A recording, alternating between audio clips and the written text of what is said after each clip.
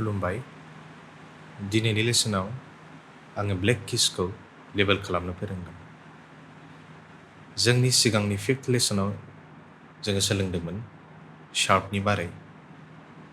शार्पआ जाबाय higher in pitch आरो lesson 6 आव जोङो फ्लेट्सखौ डिसकास खालामदोंमोन फ्लेट्सआ जाबाय लोअर इन पिच स' दिनै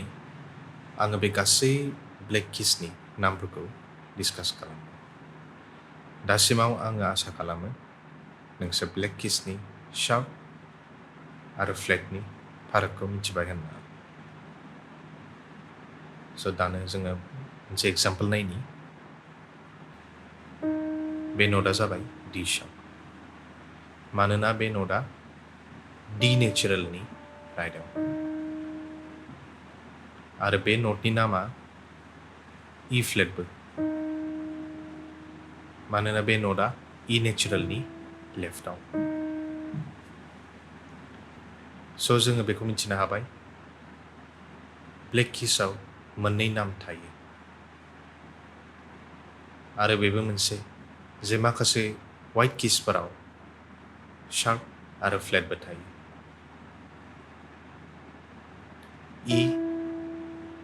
इ शार्प C फ्लेट बेखौ जोङो जोंनि बिगिनार लेसनाव सोलोंथ'ला दानो जोङो पियान'आव आरोबाव खेबसे नायबावनि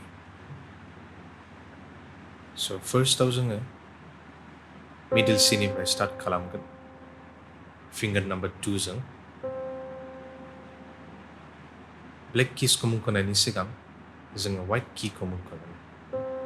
मानोना बे जोंनि उननि लेसन्सफोराव हेल्पफुल जागोन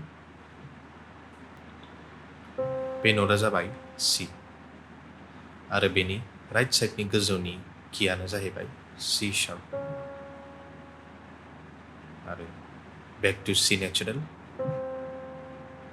आरो बेनि लेफ्ट साइडनि गाहायनि की B back to natural C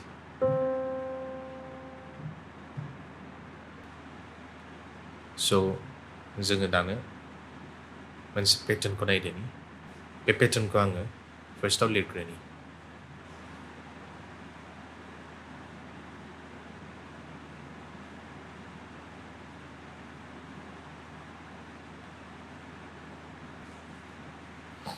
स' जोङो दानो बे पेटार्नखौ जोङो फल' खालामनि C sharp C B C आरो खेबसेबाव C sharp C B C D sharp D flat D E F E flat E next key F sharp F E F G sharp G flat G A sharp A flat A B